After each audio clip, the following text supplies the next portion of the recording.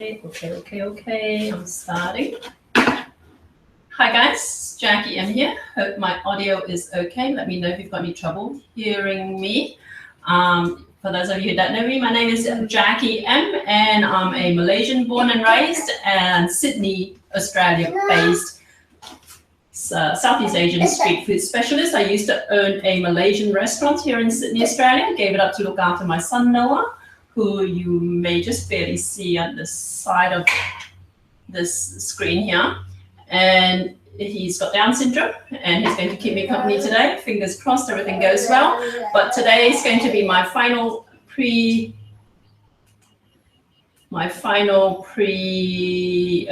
Christmas broadcast, and I'm going to be doing something called Achar. For those of you who are not familiar with Malaysian cooking, Southeast Asian cooking, Achar is essentially a mixed vegetable pickle. I used to serve it up primarily as a side condiment in what we call nasi lemak, which is kind of like a Malaysian,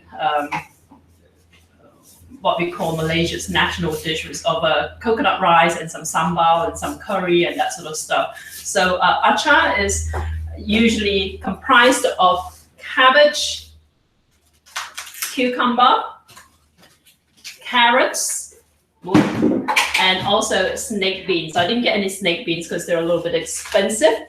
And now I call it an easy achar recipe because it is pretty easy. It's actually a little bit more involved than what I used to do in my restaurant, because with my restaurant I had to take a lot of shortcuts. But I'm going to start cooking while I'm talking. And first of all, I'm going to start boiling some water. This has been heating up for a little bit. I'm going to start boiling some vinegar combined with water, okay?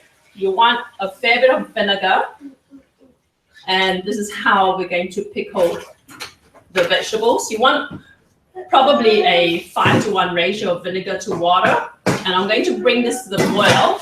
And in all honesty, the most complicated thing up to me in terms of making achar is it's not even complicated. It's just time consuming to cut up the vegetables. So I'm going to get some of the other steps started first, and then I'll cut up the vegetables and talk as I go along. Now, before I continue, I just want to give a quick shout out to Lenovo Australia, who provide me with the laptops I'm running my live broadcasts from. I do them concurrently from 2 separate cameras and laptops. One of them is my Lenovo Yoga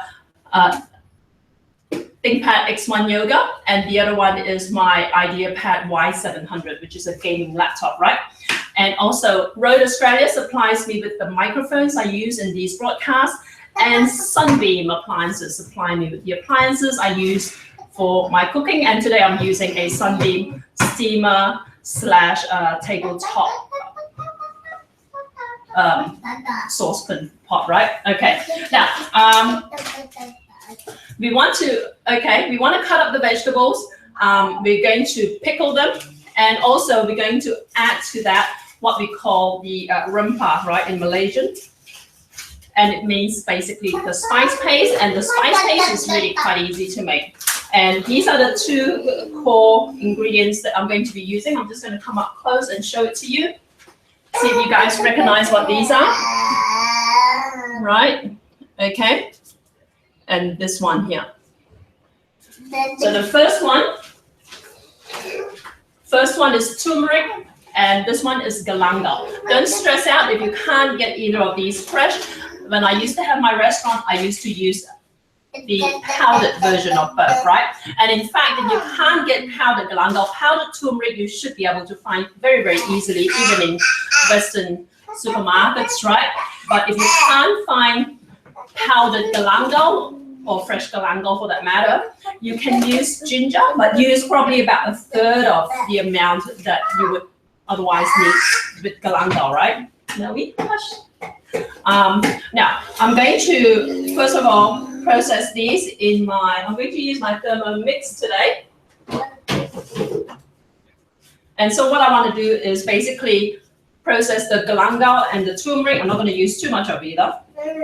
There's a little go along with these, right? More of the turmeric than the galangal.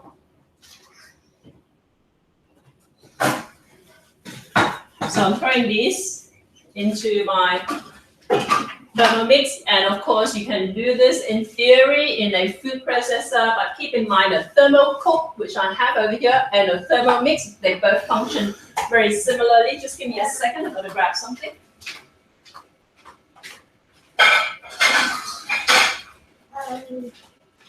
Keep in mind, these kitchen machines are a lot more powerful than your run-of-the-mill food processor or blender, right? So you may not have as much success in getting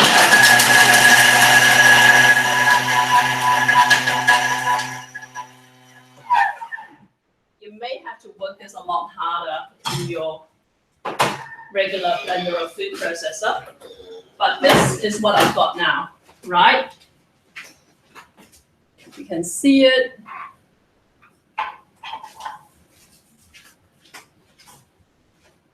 And I probably should get a spatula. Now, the original recipe for this, original, not what I used to use in my restaurant, original recipe would call for fresh onion and fresh garlic, right? Now, in my restaurant, I used to use fried shallots, right? Shallots and onion I tend to use interchangeably, right? And fried shallots, commercial fried shallots, to me, are better than commercial fried onion, because the commercial fried onion usually, I'm just going to turn this down, it's already starting to boil. Commercial fried onion usually contains cornstarch in the ingredients as well, right? Commercial fried shallots tend to be a purer product. If you read the ingredients list on the pack of fried shallots, right, you can buy them in smaller, I'll show you. You can buy them in smaller tubs like this one here. This one's from Malaysia, right? It's called, the brand is Dory, right? You should be able to find it in any Asian grocery store. It says fried shallots, read the ingredients. It will just say it contains 100% onions and vegetable oil, okay? And that's it. But if you grab a pack of fried onion, it will say it contains onion, vegetable oil, and corn flour, cornstarch, right? So I'm putting some dried garlic in here. Now, the reason why I'm using fried onion as opposed to fresh is because this needs to be fried up, and it's a lot faster to brown. Well, it's already browned, in all honesty, to cook than would like a fresh onion, okay? And in fact, I think I might cheat and actually cook this in my Thermomix, but essentially, I'm going to also need to throw in some chilies, right?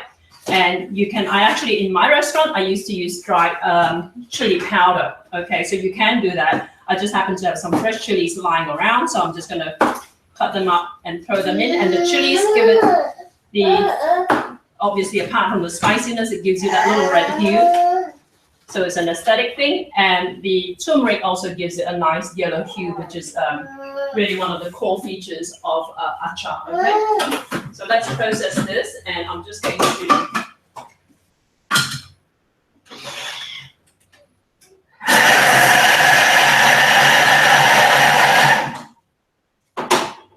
show you what this looks like in a second. I need some spatula, so I'm just going to run over and grab that this way. So this is what it now looks like, right? You can see that. And Novi, you're just going to move out of the way? Okay, good one.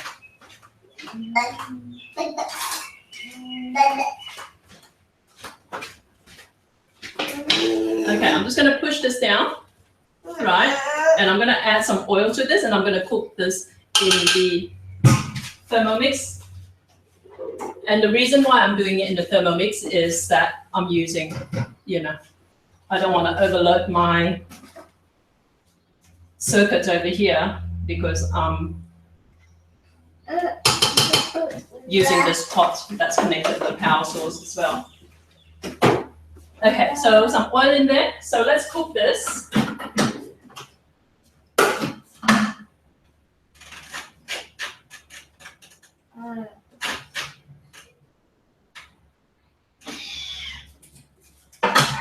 So I'm going to cook this for about 10-15 minutes. Let's see how it goes. In the meantime, like I said, my least favorite task in this whole exercise is actually cutting up the vegetables. So usually you would be required to peel the carrot. I'm not going to bother that today, partly because I can't find my vegetable peeler, right? So what you want to do is basically cut the vegetables into what they call a matchstick shapes, right? And that's all it is. I'll just show you. So we've got the carrot like that. Okay. Just let me grab a bowl for all this to go in. I'm going to need to run off and grab more bowls because I've just realized I'm a little bit under-resourced here. No, you can sit down, please. Thank you. Good boy.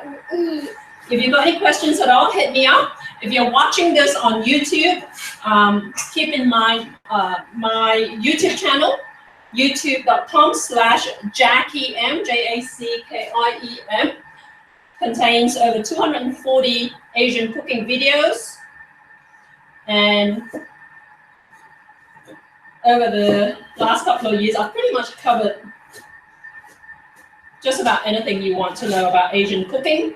And if there's anything that's not there that you're wanting to know, hit me up and I will try and cover this in a future live broadcast as well. And if you've got any questions about the recipes, now, because this is the holiday season, my staff, my assistant is actually on leave.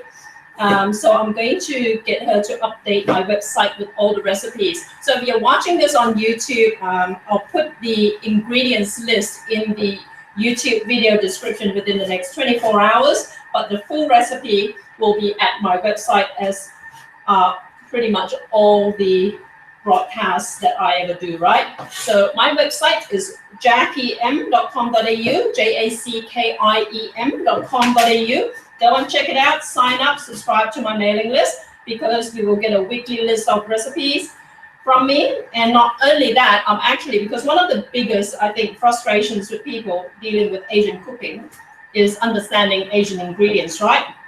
So what I'm in the process of doing is actually compiling a spreadsheet containing essentially Asian ingredients and also different brands of Asian ingredients, right? How they, how they differ, what their characteristics are, things like, oyster sauce, soya sauce, hoisin sauce, anything you can think of, ones that I've certainly come across anyway, and I will explain to you, like, if you buy this brand, you want to use more or less of this, or this will be more salty or less salty and all that, right? Just give me a second, I'm going to grab a couple more implements.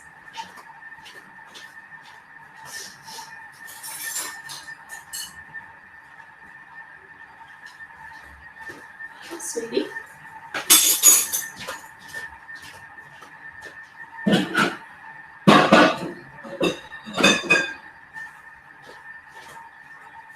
Okay. Now, with cucumber, what we need to do is actually remove the soft pith in the middle, right? No, it's got a fixation with anything round. So what you want to do is actually scrape out the flesh in the middle. And you can use it in something else. You can use it in a stir fry or something if you like, the Asians, waste not, want not type of thing. So, but you do lose a fair bit of your cucumber in the process of scraping out the seeds, right?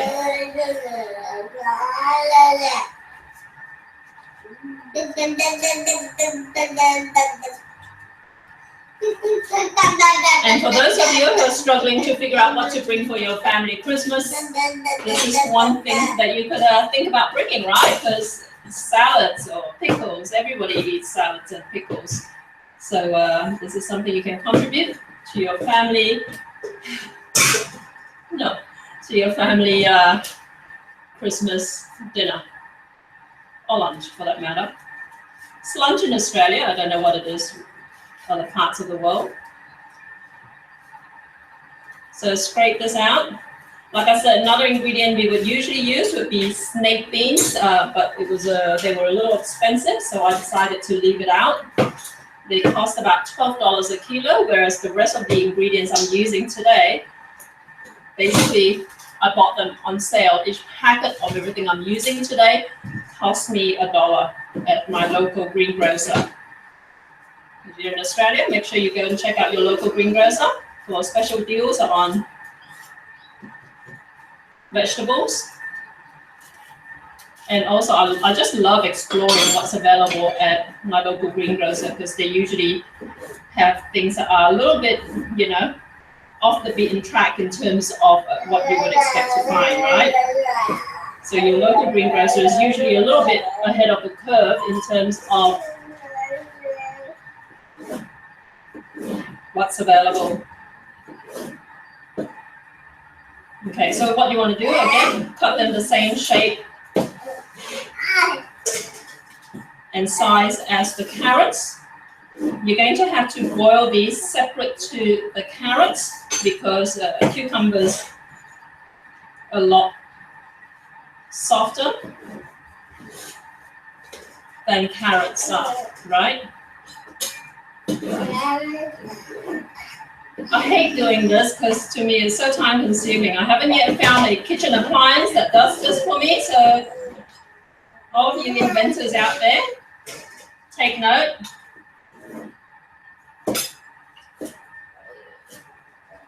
A lot about Southeast Asian cooking is still very hands-on. And this is an example of it. Okay, so that's done. Cabbage, this is easy. Again, this quarter cabbage cost me actually 99 cents, right? Actually, it's half a cabbage. So I'm going to use just a quarter of it, I think. Another ingredient that you're going to need for this recipe, apart from all the seasoning, is you're going to need peanuts, right? And what you want to buy are like peeled peanuts. You can buy these at, I don't know about Western stores, but you can buy these at Asian grocery stores. Look for peeled blanched peanuts, right? And then you're going to want to either roast them in your oven, and Sunbeam tabletop oven here, it's a good idea.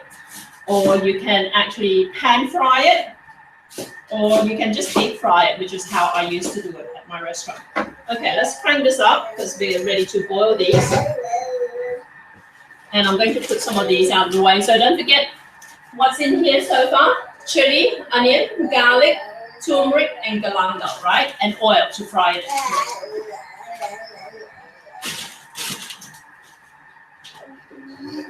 And I might actually do a little bit more cabbage while I'm at it. Now, this recipe of mine actually once appeared in a cookbook, right? I was one of the contributors to a cookbook on Malaysian recipes, but unfortunately, at some point, from between where it left me and where it got printed out, some genius editor changed my recipe in their infinite wisdom and made a fundamental error in it. And I'm going to talk about it when I get to it, right? So first, got the cabbage in.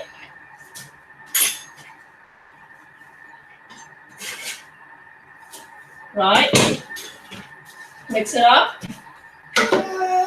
Don't forget this is predominantly vinegar with a little bit of water, right? Count to 10. 1, 2, 3, 4, 5, 6, 7, 8, 9, 10. And take it out. I may have to add more vinegar because there's not a lot of liquid in this pot at all. Obviously, when I used to make this for my business, I used to do it in an 80-liter brat pan. A brat pan, for those of you who are not familiar, are kind of these commercial frying pans that can take 80 liters or, you know, I think that's 40 quarts. I'm not sure. Don't quote me on that. Might be 80 quarts, right? 80 liters of liquid, right? And I used to do this in that big brat pan and use a shovel, a pizza shovel, to mix it all in. I'll have like, you know, huge amounts of vinegar. Now, cucumber, you want to do this for an even shorter length of time, right? Got the cucumber in. 1, 2, 3, 4, 5. Take it out.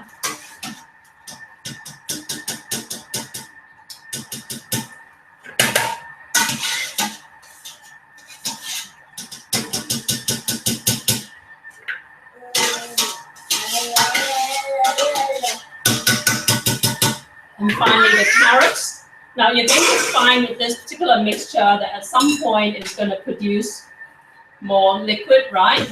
And then at some point you're going to have to drain it out a bit. This is even after you actually added in the spices and all that. You're going to find that this time tomorrow you could be sitting in a layer of like liquid, and then what I usually do is actually strain it out a bit and then add the peanuts to it, right?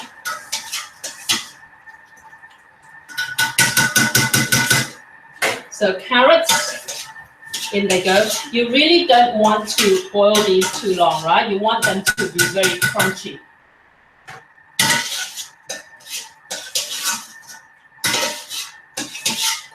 Now, there are a number of different recipes for this particular dish, and they vary in nuance, you know, in ingredients.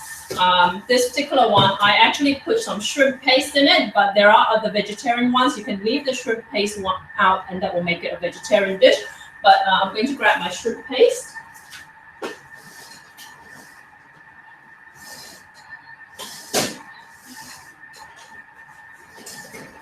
Okay, so I've talked about my shrimp paste before. This is actually shrimp paste powder, right?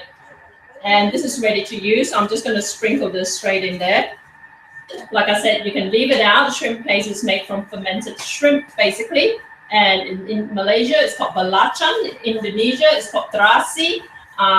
If you were using the block form, or if you were using Thai shrimp paste, which is more of a moussey thing, you would want to throw it in with the other paste ingredients, spice paste ingredients, and actually cook it, right? Because I'm using the powdered version, I'm just sprinkling it in on directly. The other ingredient I'm going to add is a bit of salt. Okay, so salt goes in there. And then I want sugar. And also, where did I put my sugar? Okay. And I will want actually a fair bit of sugar, more than you would actually expect, right? And this is the point of, this is where my recipe that appeared in that cookbook actually went wrong, right? I mentioned in my original recipe that I gave them, I said to dish out all this, right? And then add the sugar and add the seasoning. What they changed it to was for the, you know, there's pot of vinegar, and in the recipe, I think I use a lot more liquid in here, it'd be like a full pot of, you know, of vinegar mixture. They said to put the sugar in the vinegar and let it dissolve with it, and then dish out the vegetables, right? Which is just completely ridiculous, because you can imagine that you've got a pot of vinegar, you know, the amount of sugar that you put in there is just going to get diluted with the mixture, right? So I hate when people try and think that they're smarter than me and without consulting me, and invariably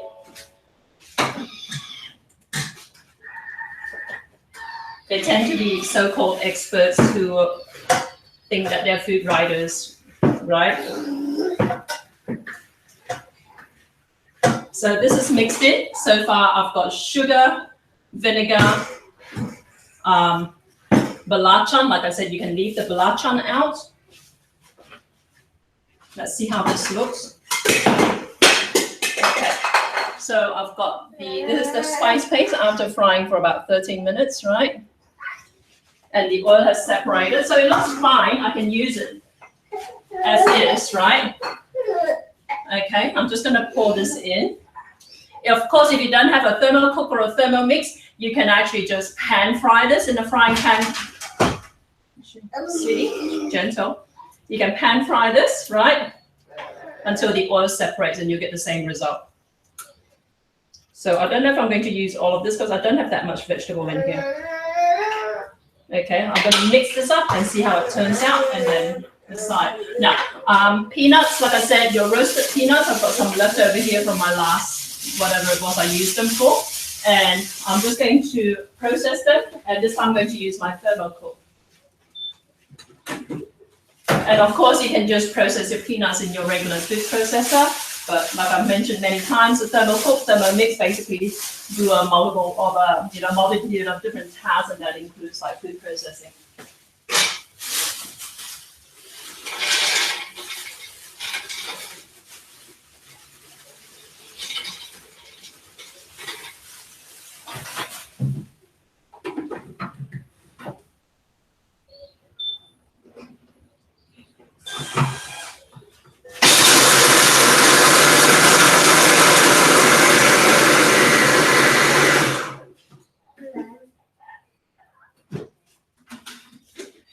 Okay, so these are just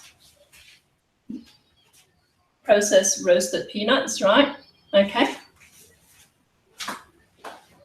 I'm going to mix this in first.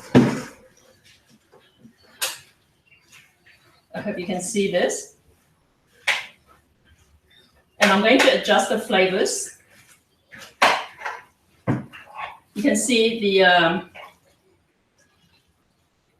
liquid start forming, right? You ideally want this to be as dry as possible, right? Because otherwise you'll be eating kind of like a you'll be eating vegetables swimming in sauce. Okay.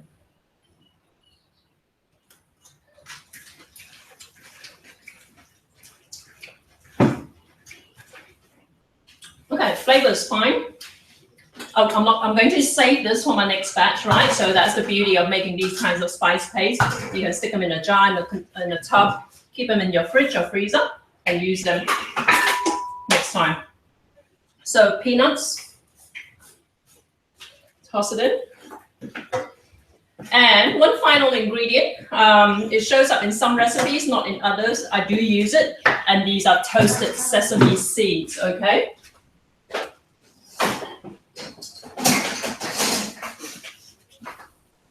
So again, I've got some pre-toasted sesame seeds. You can leave it out, you know, not all recipes use sesame seeds. I like to. So if ever you buy a pack of sesame seeds, you can find them easily at Asian grocery stores, probably in Western supermarkets as well nowadays.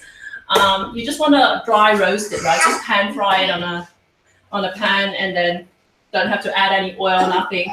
Just cook it, stirring gently for about 5-10 minutes, probably closer to 10 minutes. Make sure you stir it, otherwise it'll burn. And then you can keep it in the jar and it'll keep for months, right? So there you go. That's my achar, mixed vegetable pickle, right? You can see that. I'm going to dish this up and take a photo so you can have a better look of it. Got any questions at all, hit me up. Like I said, follow me on Facebook, which is facebook.com/JackieMFood, or YouTube, where all my videos go, is youtube.com/JackieM, just Jackie M. And my website, jackiem.com.au. Okay, I'll see you after Christmas, guys. Have a blessed Christmas and stay safe.